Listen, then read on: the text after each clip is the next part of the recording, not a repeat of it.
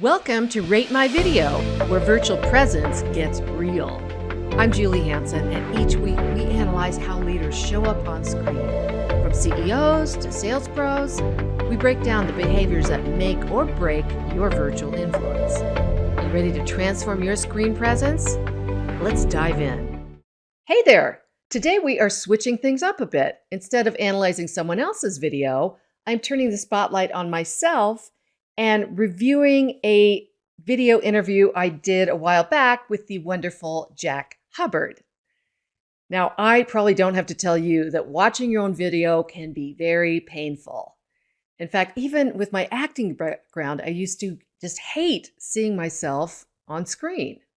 Now, it's gotten better over time, but only because I've learned to put on my director's cap when reviewing my video.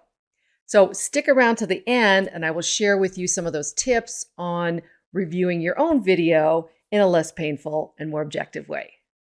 In the book, you talk about the 5 missing qualities of video or being on video. But give us a couple of those 5 missing qualities if you can. Sure.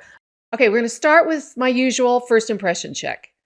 I would say I'm in a pretty good medium close-up. You can see some of my torso, gives me room to gesture. Don't look cramped in the space, and I'm centered.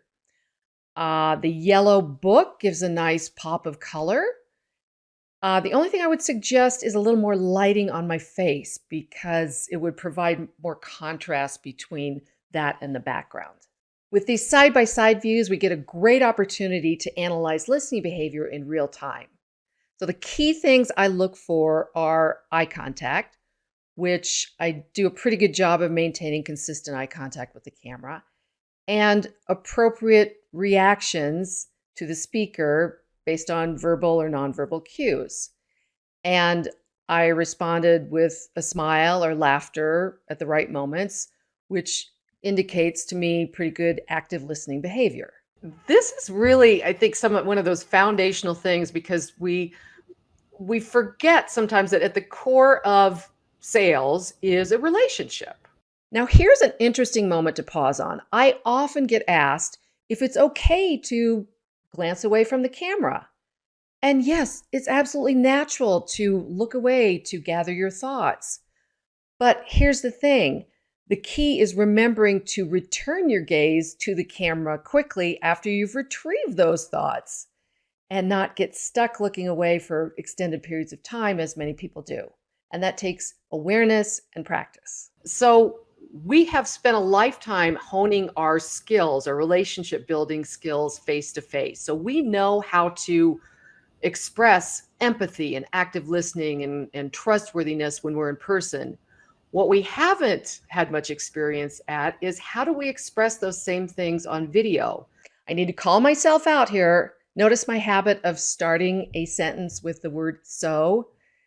It's something I've worked on improving by using intentional pauses instead. Speaking of room for improvement, look at the discussion about empathy and trust. And you'll notice that my face shows neither of the warmth of those concepts, which can really create a disconnect in my message. Many of those nuances that used to communicate trustworthiness, empathy, active listening are missing. Time for some gesturing critique.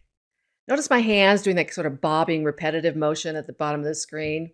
That's exactly what I warn other people about, and I need to take my own medicine. Looking back, this review wasn't quite as uncomfortable as I anticipated, but I've definitely made some improvement since the recording was done. I do have some things to work on, and that is an ongoing challenge to get rid of those filler words and to be more specific and purposeful with those gestures and keep them from bobbing along the bottom of the screen. I would give myself, if I rated this, a 7.5 out of 10. So what do you think? Did I miss anything? Before we wrap up, let me share my personal video review strategy. I use a detailed evaluation checklist that keeps me focused on what matters to the audience and not distracted by my own personal concerns like, how does my hair look? Am I doing anything weird with my facial expressions?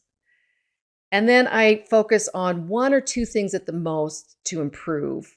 Now, if you would like a copy of that evaluation checklist to keep yourself honest, just reach out to me.